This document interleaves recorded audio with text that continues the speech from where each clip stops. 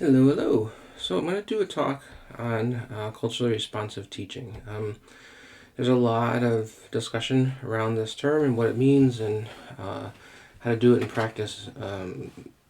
There's just a lot going on with it right now.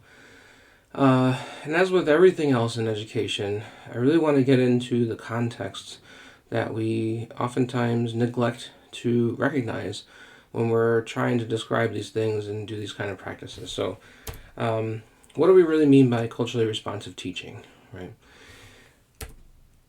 So, it depends on your guiding frame and your lens of thinking, as always. This is a really important thing for us to do on a very regular basis because if we're not attending to the frame of reference and the frame of thinking that we're doing here, our framework and our lenses of thinking, we're really not, we're only doing half the work.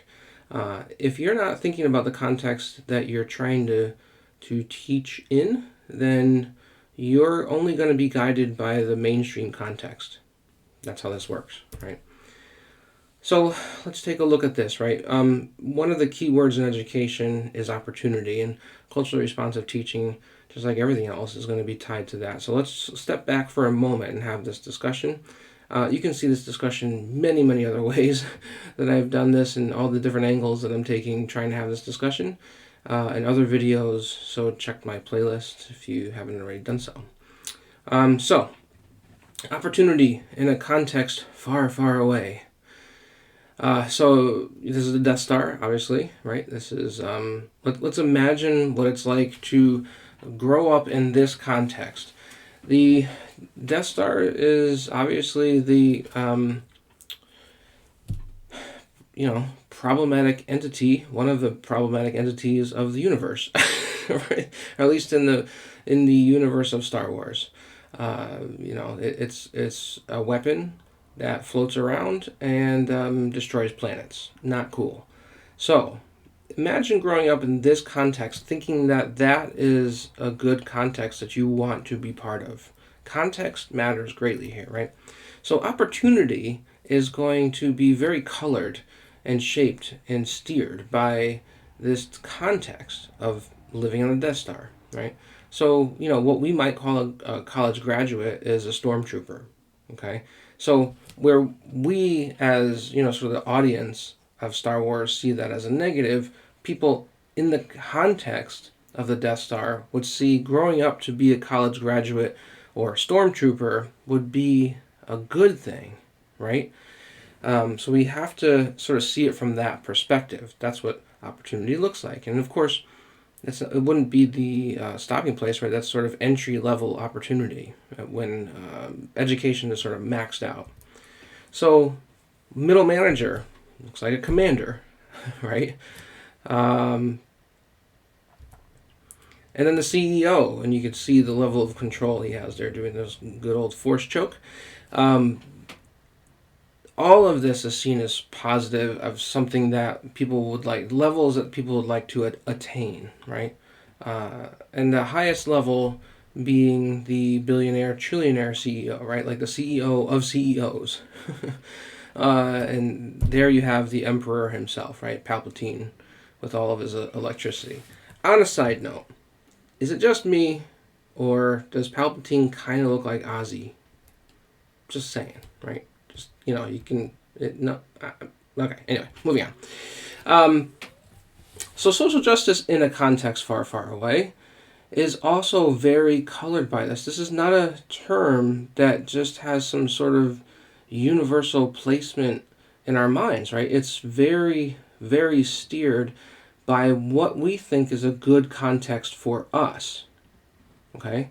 So, if we think our society, if we all lived in the Death Star and thought that that was a good society, then social justice would be, growing up, going through the different levels of, employment, right? Stormtrooper, middle management, if you're really lucky, you get to be a Sith Lord. But what you're really doing is destroying planets and doing a ton of harm. So social justice in that setting would be access to, the highest levels that one can attain. But the ultimate outcome is destroying planets. and having a tyrannical empire. So are we missing the point here, right? So I wanted to start with that. Now let's sort of back into our space, which is the current Department of Education's mission statement, and this has been around for at least 2 administrations, so Republican and Democrat, right? So there seems to be some agreement on this statement since it hasn't changed. The mission is to promote student achievement and preparation for global competitiveness. So there's our context, by fostering educational excellence and ensuring equal access. So the second part of that statement, what follows global competitiveness, all sounds really good, but it's all in service to being a participant in global competitiveness. Don't lose sight of that. That's huge. Okay, so there's this video that you can, if you go on the slideshow here, you can watch this video that's from YouTube. But ultimately, if I just sort of get to the point, this is it right here. The actual distribution of wealth in the U.S. So global competitiveness creates this outcome where wealth is extremely concentrated at the top. Extremely. We know this globally. We certainly know this nationally. The middle class is suffering. Obviously, the poor is suffering as much as any poor group can ever suffer. The rich and the wealthy, right? So they're distinguishing between the rich and the wealthy there. So what I would call sort of the upper middle class might be the rich. The wealthy was not really middle class anymore, but they're wealthy, but they're not the super wealthy. So the wealthy might just be affluent, really doing well, very much so. But if you look at that, there's a huge skew towards the top, and especially the top 1%. We've been having these discussions now for, a decade or more, right? This is not new information for us. But this is our context. So if we're talking about social justice in this context, is it that we participate in this? That we move from poor to middle class to, upper middle class, maybe even to affluent? Or is it that we got to do something about the whole thing? So this is where I think public education, it has to have its own discussion about what do we actually think social justice is. Because those two things are very different from one another. Participating in it or taking it down and realizing that there's no social justice within this context itself. In other words, this is the Death Star, right? There's no social justice really in the Death Star, but people inside the Death Star think that it's social justice to rise in the ranks in the Death Star. Same thing here. People think that it's social justice to move from the poor towards affluence, and that we've done a good thing if that's the outcome.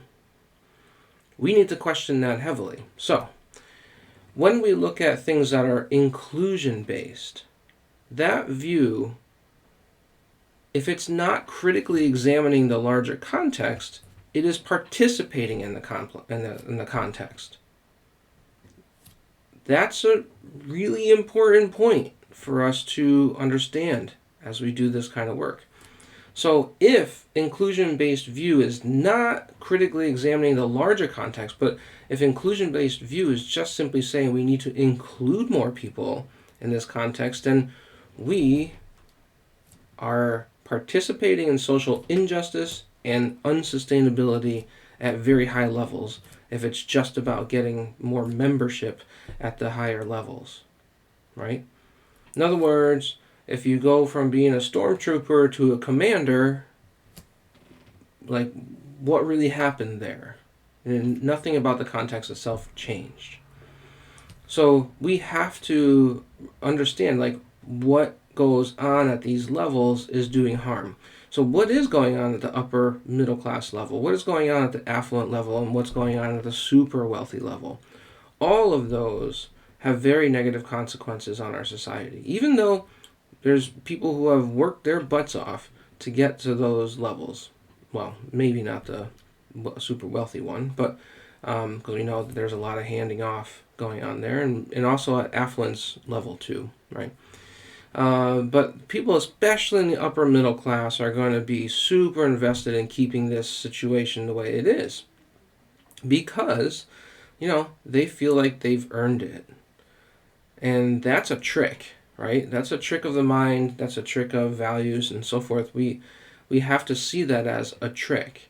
Good for them for getting away from having the financial problems that the vast majority of us have, but it is a trick to get people to be included. And I've said this in other videos, and I'll say it here again. The person at the very top, the top 1%, the executive, the CEO, whoever, doesn't care about the maybe $200,000 salary that you get because they're making 10 times that, 20 times that, or more, hundreds of times that in some cases, right? So we need to be very aware of the trick that's being played here, okay? In this context, inclusion-based view means that students of color and students in poverty are included. The greater context is not critically examined, that they are treated as equals among white and upper class peers, right, in their classroom space I'm talking about here. But the overall outcome is that they participate in the current system as is. So you have to be very careful about when you're looking at people who are teaching about culturally responsive teaching, what is the intended outcome? Is it just to be inclusive? Or is it to be critically examining the system that perpetuates the exclusion that students have historically been attached to? Because this system is one that creates the exclusion, right? It's about boxing people out so that the wealth can be hoarded for a few people. And the rest of us suffer for this. We suffer in debt, we suffer in relationships, our environment suffering, etc., etc., etc. So the payoff here is literally being paid in a system that is unjust and unsustainable. How can that be culturally responsive teaching? And how can that be social justice? Students are seen as pre-employees basically for the super rich. That's social justice? That's culturally responsive teaching? Culturally responsive learning? I find that hard to swallow, and I do see many folks who are thinking about it in that way. Very well-intended people. This is not I'm not like criticizing them as a person, but I see people getting very lodged in that context because it's just about fairness discussion, but what they are tripping on is, a fairness to be a part of this very unfair system. Okay?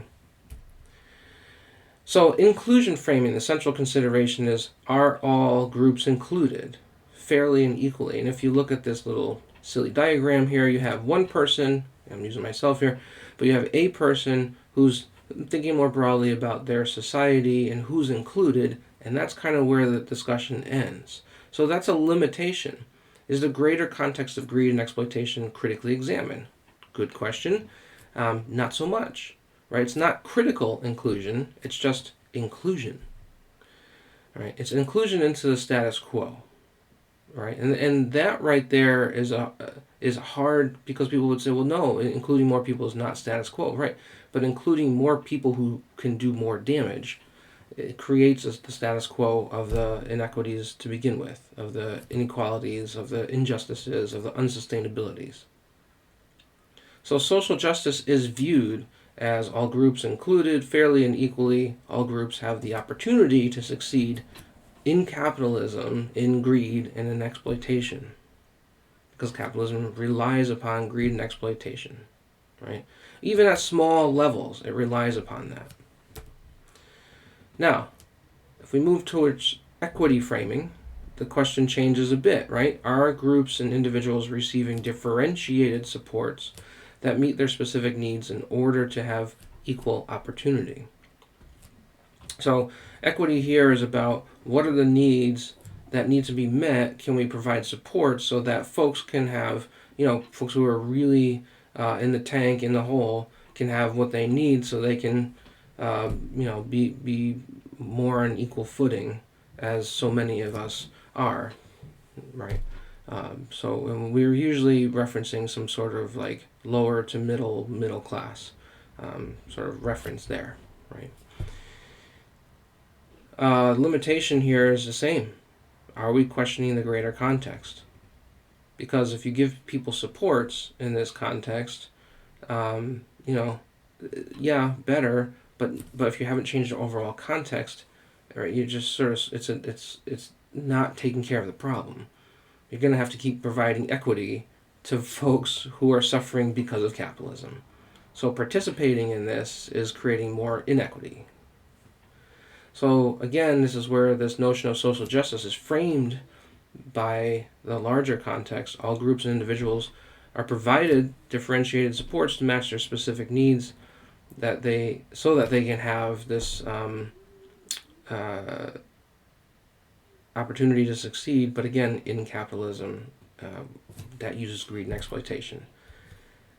Even the word justice here. So we talk about inclusion, equity, and justice. Justice is supposed to be looking at issues of power, right? But if you don't go far enough with it, you're still stuck within the same context. So, not to repeat myself too much here, but all we're changing is historical, institutional, and contemporaneous systemic issues of power. If we change that, which is different than changing equity, right? Equity is providing supports. Justice is about changing the systems that we live in. This is getting closer, of course, right? And I'm sort of running through this quickly, but this is getting closer to something that is definitely better. But the justice would have to be applied to the level of greed and exploitation that is produced by, capitalist practices. The real deep problem here, and again, I explain this in other videos, is not capitalism. Capitalism is just one form of greed. It's greed itself. Okay? So if we lived in feudalism right now, that's also greed, right? It's just a different format. So, capitalism is greed, duh, right? But greed is a larger issue here in that we have normalized it and rationalized it and moralized it in our society. So we've done it so much because of this sort of chance for each one of us to maybe get wealthy, that we're unwilling to change that larger confine, which is the greed itself, right? In other words, we want to have justice, but we also want to have the chance to become wealthy. Well, right, the chance to become wealthy is tied to injustice. These cannot be resolved. That's how it works, right? So inclusion and anti-racism, inclusive. I saw this a while back in parenting. So inclusion means just that, right? Teach the kids that people matter more than their skin color. Make sure that their child's library is racially diverse. Share movies and shows featuring people of color with their kids, and talk about privilege and what it means. That's inclusive parenting. Anti-racist parenting, teach their kids that skin color deeply affects how people view us. So there's a real difference there, right? It's not just including people, but it's talking about treatment. It's talking about power. It's talking about accessibility, for instance, right? Privilege. Intentionally include books that go beyond slavery and the civil rights movement. In other words, the implication there being, or the implied meaning being, that it's not okay to just look at the bad things that have happened, right? But you have to do that, but to also look at people who are really, what are the issues, the greater issues behind them, right? And so it's one thing to say. In other words, it's one thing to say, "Oh, slavery is bad," and look at all these great people in the civil rights movement of the mid 1900s, and that's where especially white parents will go, "Oh, I'm doing a good job as a parent. I'm helping my kids see that," and yeah, do those things, of course, but you have to get into the justice issues behind it, right? And that, and in detail, right? At some point, it needs to happen in detail. Okay, so you use media to point out examples of racism and stereotypes. Okay, that's going to be connected to what I just said. And give children contextual examples of their privilege, like being able to shop without being followed. Right? Okay, so there's examples right there. These are good things to do. I'm not saying they're bad things to do. Okay, but it's still not explicitly getting after the core problem, which is greed, that creates all these problems. Okay? In other words, if we're going to hold on to this notion of us wanting to have the chance to be wealthy, if that's more important than actually undoing the greed itself, we're going to be stuck in this vacuum. We're going to be stuck in it, we're going to be so stuck that we're not even going to see our way out because we're so blinded by this, chance to make some money. So, anti-racism is anti-white supremacy, right? So there's a great deal of work, and here I can zoom in a little bit more for you. There's all kinds of examples here at different levels of what we're talking about, of how white supremacy shows up. Anti-racism is about identifying these things, talking about them in detail, and understanding their meanings and how they're practiced, and so forth. So again, all good things, but where does it all come from? What's the underlying, what's the underlying causes for these things? And again, it's greed, because it's really about white people who, white people are not the only greedy people on the planet, but they're the most successfully greedy people on the planet. So in this case, it's about boxing people out constantly and doing it in all these different ways. Okay, again, more discussion on that in other videos, but that's what we're talking about. Even the discussion around race and sort of the underlying issues of it doesn't get to the deeper underlying issues of it often. We still miss that, right? I explained this in the anthropocentrism video, but basically what you have is people who used other people to exploit them for their own profit. White people, Europeans, especially used Africans at a level that the planet had never seen, even though slavery had been around for quite some time, at a level of just, massive profiteering. And it was greed oriented, right? And that in and of itself was like the first real, manifestation of capitalism in the Americas was through that. Okay.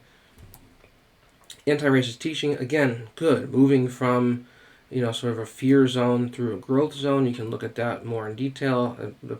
My point isn't exactly to teach about it right now on its own. My point is to look at it in the context of contexts. Okay. What happens? Does this become effective if we don't also look at issues of greed that are running our society? Okay, so again, you can sort of, pause the video and take a look at those if you like. So, opportunity on this planet, through equity and justice-based views, the issue still remains just like with inclusion, even though there's definitely going to be some improvements here. But if we're not critically questioning greed, the structure of greed, the practices of greed, things like the wealth distribution, the histories that got us here, if we're not going to go after greed specifically, I think we're missing it, because there is no thriving in an ideology of greed. There is no thriving in the Death Star, right? That doesn't happen. And students are still seen as pre-employees for the super rich, right? And maybe students of color and students in poverty can, someday become super rich, and we can all, just marvel over their personal biographical story about how they did that. Right? That's no. That's a no, right? Bad society. Don't do that. Let me walk through this this story here, right? Equal opportunity conducting. So imagine, borrowing from the Snowpiercer here for a second, imagine that we all live on a train. That's it, right? There's just this one society of people. We all live on a train. And the next time, and that's about as much of the Snowpiercer you're going to see here. The next time the conductor is leaving, right, and there needs to be a new conductor, somebody raises their hand and says, "Hey, there's only ever been a male," and somebody says, "Yeah, the conductors have always been white too," and somebody else says they've been straight, and somebody else says, they've always been Christian, that kind of thing, right? And then imagine best case scenario where everybody on the train goes, whoa, like they actually, for whatever reason, never realized that before, and now they actually want to do something about it. So they put in place, an educational process whereby anybody who wants to become a conductor can have access to education to do that. And yes, of course, they're going to be vetted because it's a really important job, So, but let's say we go, the people on the train go through all that, and they're very proud of the fact that they've been open to this and supportive of this, and then the next time that there's a conductor opening, they do pick somebody of color, maybe female, right, and you can feel good about that. Great, somebody else is now a conductor. Okay. This is where it's important to then ask, well, what is the train doing, right? Is the train adding to environmental degradation, right? Is the train destroying nature as it goes down the track? Is that person becoming a conductor for really pollution? Is that conductor in some other forms of exploitation? I said, well, let's imagine only there's only people that ever live on the train, right? They're not around the planet. But let's imagine there are other people on the planet. And they're getting mowed down by this train, right? Like, how good is it to be a conductor or something that's doing that? So, same is true for us in terms of this capitalism thing. Is it really a great idea to be a CEO of a company that has practices that are, prying, like Walmart? It's prying on the poor. Doesn't even treat his workers well, right? There many of them are still getting all kinds of federal subsidies to just get by. This is not okay, right? Or what if they're like McDonald's and Burger King? They're having huge environmental impacts because of the way that they force and limit farmers and so forth.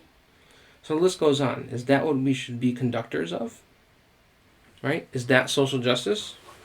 So you have this sort of inside the train view and this outside of the train view.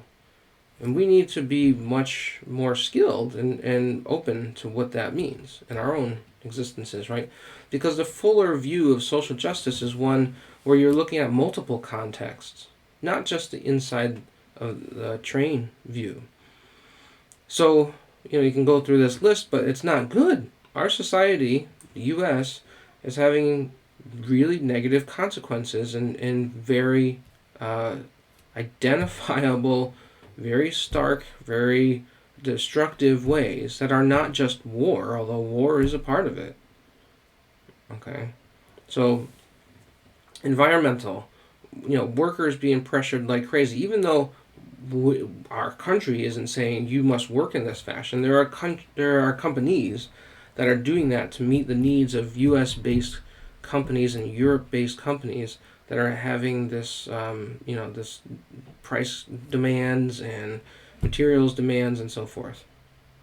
So, I can go into more details there, but you get the larger picture of what I'm talking about. It's not social justice to serve that kind of train. Okay? So, having an awareness of multiple contexts, that seems like a good thing.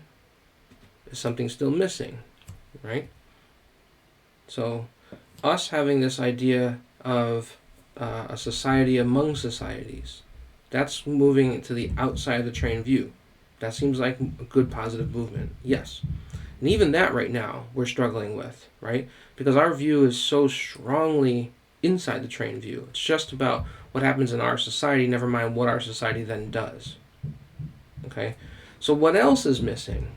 Is something else missing in this conversation? And I've already alluded to it. So this global competition view needs to shift. It is a greed-based view, and it needs to shift to something that's thriving. So we need to shift from a greed orientation to a thriving orientation. They are nowhere near the same. Thriving literally means that we are taking care of each other and taking care of nature. Okay, that is not happening in a greed orientation, right? Businesses are limited by regulation because somebody's got to say, no, you can't go that far. No, you can't do that level of damage. No, you can't exploit people like that, right? But it's at the level of countries. So, as we know, companies go from country to country seeking out basically the most exploitable people because the laws are just so lax that they do that, right? And then they ship their products to wherever, Europe, Americas, wherever. Um, but it is something that we need to obviously pay very close attention to, and we're not. For whatever reason, that kind of distance means that we don't hear about it. It's not investigated as well, and so forth. So there is no social justice in a society that has a central ideology of greed. And again, I've said that in other videos too. Please feel free to look at the other videos because this is just one angle of looking at education. Okay, I do it through learning theories, and teaching methods, and other contexts as well. So important to what I'm basically doing here is trying to reframe all of education, everything that we know about learning and teaching in a context of thriving. Okay, so this artwork here on the right, you see this many times with the work that I do. I didn't create it, of course. Jessica Pearlstein did. Thank you, Jessica, for that awesome image. But we have to move to a thriving context, and it cannot be that there's predatory competition, right? That does need to subside and not be a part of society. It has to be, or else we're just stuck here. So thriving together. Real quick, you've heard me say this in other videos, but I'll say it here too. What do you see? You see, this is San Francisco, so it's an urban area. It could be any city, but in this case, it's San Francisco. It's in balance, seemingly more in balance with nature. You see the use of renewable energies with the wind turbines and the solar panels. You see rooftop gardening. You see geodesic domes for greenhouses. You see the way the streets are sort of reorganized and repurposed. There's a lot of retrofitting here for the sake of sustainability, but social sustainability is as important as environmental sustainability here, right? I've talked about this before, but we have to go carbon negative, not carbon neutral. Carbon neutral is not enough. We're well above where we should be already. To stay at that level would still bring out lots of problems. Of course, we're still carbon positive at the moment, right? In other words, we keep adding carbon, right? We're not doing a good job. Anyway, the point here is that you have this really interwoven, integrative mix of social with issues of supporting difference and diversity, and seemingly, implied here, economics are much better, and the environmental, right? So social and environmental are working in partnership here, right? Where human beings as a species now are doing much better with those large entities. So when thriving replaces greed, that's when equity and justice-based views finally, I think, meet their really intended outcomes. So students of color and students in poverty are systemically protected, and ultimately race is deconstructed and dismantled. Not just race. I mean, I wrote race here because it's one that gets a lot of attention, as it should. But it would also be true for class. It would also be true for gender issues. It would be true for really every social identity that's ever been treated as a difference that then becomes a sort of pushed aside for the sake of one group profiting, right? Boxing out somebody based on difference, that power differential based on difference, right? So the greater context is critically examined because the preferred goal is to have prosperity for all, high levels of personal well-being and high levels of external sustainability. And those are all intermixing with one another, affecting each other, right? There's a back and forth in terms of impact and effect. Difference is very much protected. in this, right? Now, if there's categories of difference where it's about hurting somebody, that's not the kind of difference we're talking about. And that you hear that kind of stuff all the time, right? And it's I wish it was just a joke, but it's screamed at the hills very seriously by folks who want to do damage. Well, my difference matters too. Well, no, if you're going to hurt somebody, I'm sorry, but no, it doesn't, right? If you're going to hurt nature, no, it doesn't, right? And by that I mean hurting nature's systems of balance and so forth. No, sorry, it doesn't, right? No, fossil fuel company, you don't get to have an equal say. No, right? Cooperation replaces predatory competition. Now, that doesn't mean that we get rid of competition, because there's people who love competition, right? But it's predatory competition that we're talking about here. Competition that does real damage. Damage to societies, damage to communities, damage to nature. The overall outcome is that we participate in a set of systems that protect well-being and sustainability with democratic practices at the center. And we're not so good at that part yet either, that democratic part. We're still working on that one. And then the payoff here is literally being in a society of high levels of care, well-being, and sustainability. And if you're against that, I don't know what to tell you, right? If you're so hung up on the off chance of maybe becoming wealthy, if you're so hung up on that, then there's no real conversation to have, because that's an ideological imprisonment in somebody's head. They have put that above all things, and have made lots of rationalizations and justifications to create a society that constantly does harm, so that maybe one day they too can do that level of harm. I mean, this is a level of just awfulness of human beings right now. Really. So schools can do a really good job of asking questions and having practices and having conversations with kids in very open-ended ways. What does it mean to, keep focusing on levels of contribution that will contribute, hopefully, to thriving personally too, right? We're not talking about like this is a collective over the personal. No, they're in a good balance. We should personally feel like we're thriving and see that we're collectively thriving as well.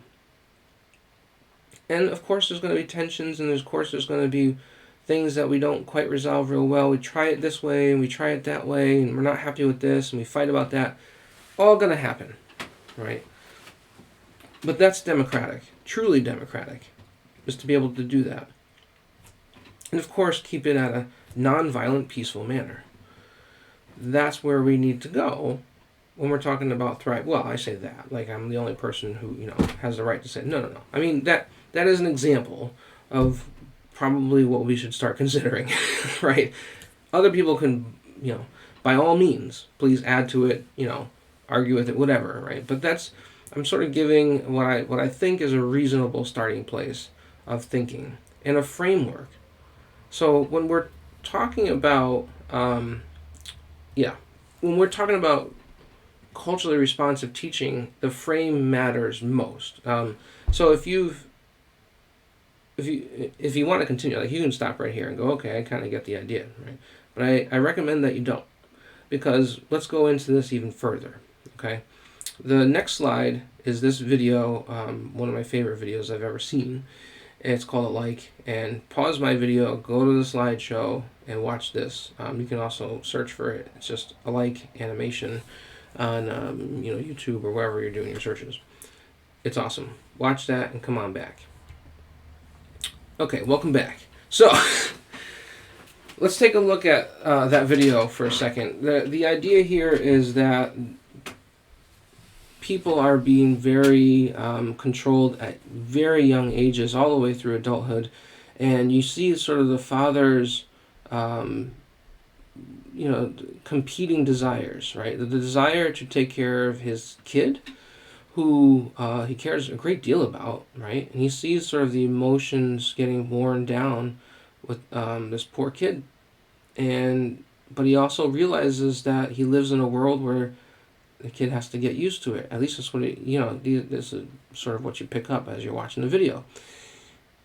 in the end, there has to be some time to recognize a dehumanization of a person so that somebody else can make a profit is still a form of colonization. Right? It's not the kind of colonization that we think about with sort of Columbus and European and European settlers and all that kind of stuff. But this is a colonization still. It's sort of the evolution of where colonization has gone since then. We are colonizing people so that they can be stuck at a desk, answering to somebody else, making somebody else profit. That's colonization too. Okay, and I don't mean to compare to what happened to native tribes on this continent. That's horrific and very different. And even using the word as if it's some sort of equivalent of what happened then and now is not the intention ever or at all. But we are controlling people in a space with a set of intentions that they have very little option elsewise, right? Okay. Now, the reason why I have this screen up is because let's really dig into that a bit.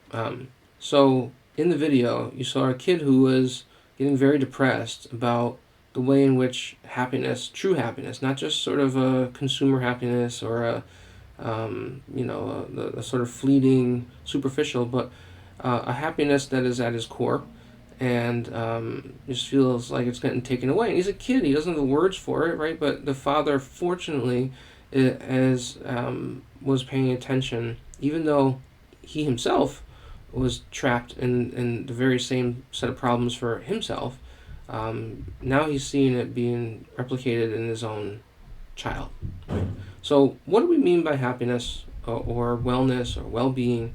And there's a reason why I'm having this in connection with culturally responsive teaching. So stay with me here. It's going to be a little bit of a long journey to get there, but I think this part is really necessary. So first, personal growth is a big part of happiness. Can we have the experience of seeing ourselves grow, measuring up against something that we see as valuable, and seeing that these things are accomplished, right? That's one. Two, do we have meaningful, loving relationships in our lives? Those are huge and very much contribute to a deeper sense of happiness and well-being and sort of personal life satisfaction. And three, connections to something bigger than ourselves. And I'm framing happiness in this way because it's not just what happens at the personal level, but also in connection to what happens in with ourselves in the world, right? Now, this has been framed this way in the psychology of happiness, right? That psychology, positive psychology, if you want to call it that.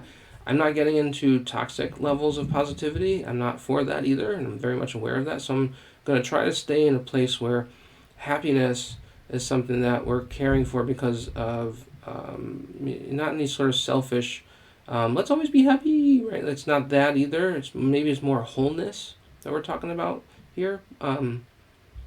Sadness, anger, they all have a place in our life, but at our core, a feeling that we're doing okay. Maybe even better than okay. We feel like we're thriving. Here, how about that word, right?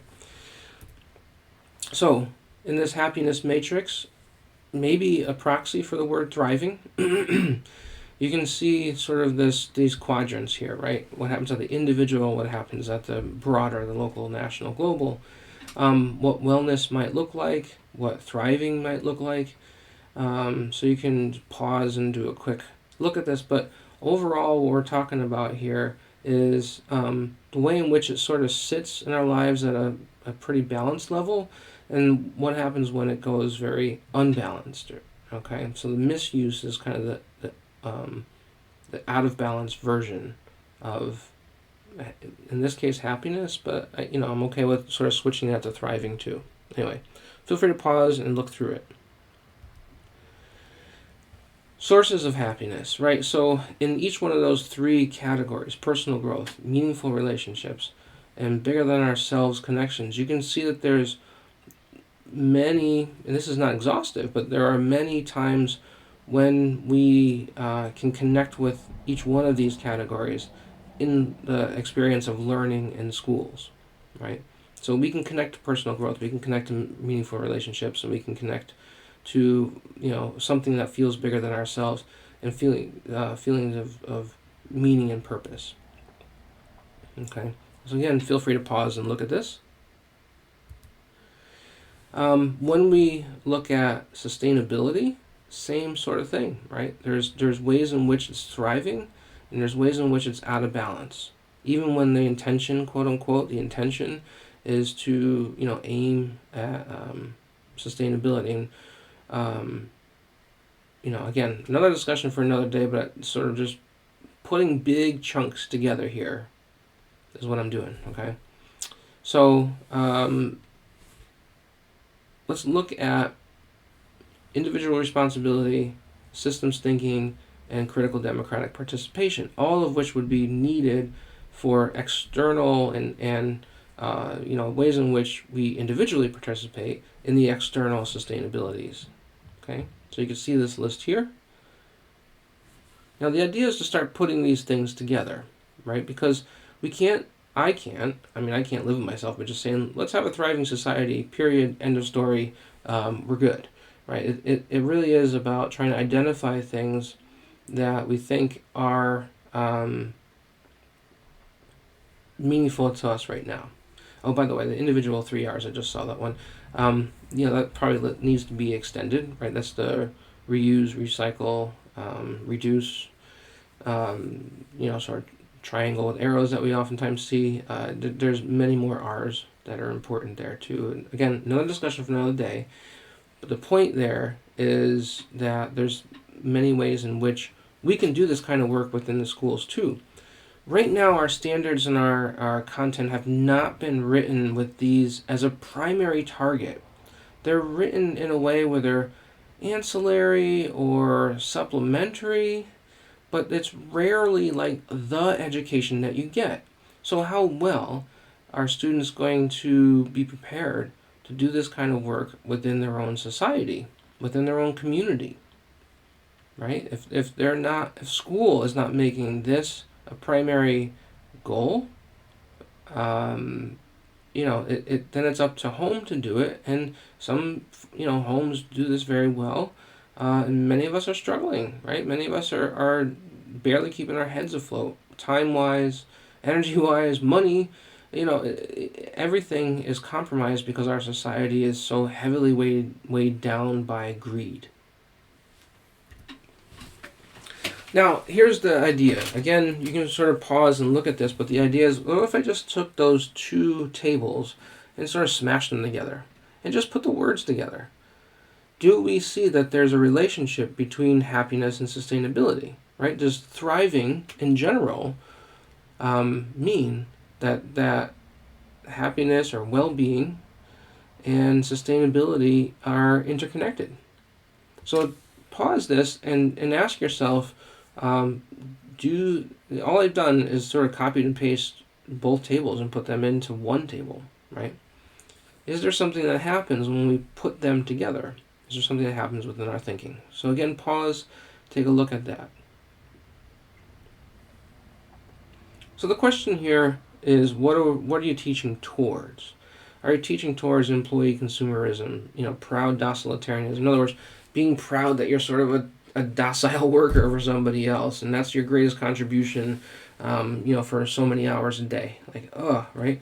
Global competitiveness, greed, and so forth, right? It's important to note that global competitiveness really is just a proxy for getting people in jobs and making some people wealthy. It's a phrase that it's a sleight of hand. That's what we're talking about here, right? Or are we teaching towards scarcity mindsets where we all live in fear and we're fighting over things and we have to outcompete one another? Are we teaching towards surplus powerlessness where we all feel really powerless to change anything of any meaning right now? Right? Is it just we just should join in? That's the best we can do. And we're teaching towards convergent thinking as the accessible endpoint. And In the learning theories video, I talk about that in much more detail. Now, the other side, of course, social regeneration. Are we going to make our society better? Right? Are we going to restore some things and then go beyond and make it better? Ecological restoration, thriving sustainability, emotional wholeness, abundance mindset, democratic participation, and divergent thinking as the accessible endpoint. And again, really different to teach with that last one, especially in mind. But let's go back to the abundance mindset. Abundance mindset says, hey, look, we do have everything we need. We don't need to fight about it, right? Let's take it down a notch and realize that we do have what we need. We're not going to have what we need when greed is allowed to drive a society. So it's hard to make that argument right now, but the reality is that if we weren't so greedy, we probably would have, everybody would have access to what they need, okay? Or at the very least, I mean, like, that's like super optimistic and potentially naive. Like, I get that too. But it's something that we can certainly work towards if we give up on the whole greed issue. That, hey, I can be wealthy too. Like, just, right? We need to put that aside. That is not freedom, right? That is not success. That is just simply taking from others. So what do we mean by culturally responsive teaching now, right? Having sort of run through some of these bigger chunks of what we mean by well-being, what we mean by sustainability, and really what we mean by thriving, okay? So that's why I wanted to sort of run through that, because we need to make those kind of connections when we ask, what does culturally responsive teaching mean? It doesn't mean just value kids of color and kids in poverty in the classroom space. And, hopefully they'll get Shakespeare and understand mitosis too. It can't be that, because that's just perpetuating the larger system of greed and exploitation. But if we put it in the context of thriving, in other words, we are making the commitment to making society more thriving. If that's going to be our commitment, like, we got to transition, right? We're not there yet. But if we're going to make that call, if we're going to make that commitment, then this is what teaching tends to look like when that's our context, right? So you saw this before. I'll start at the very bottom right there. Students are learning how to grow their levels of contribution towards thriving personally and collectively. Okay, so that's the statement, right? If you're looking for the elevator speech, there it is, right there. Okay.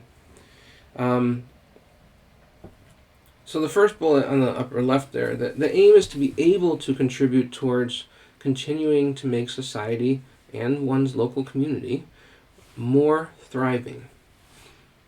That's the goal. How do we create more thriving community? How do we create more thriving society?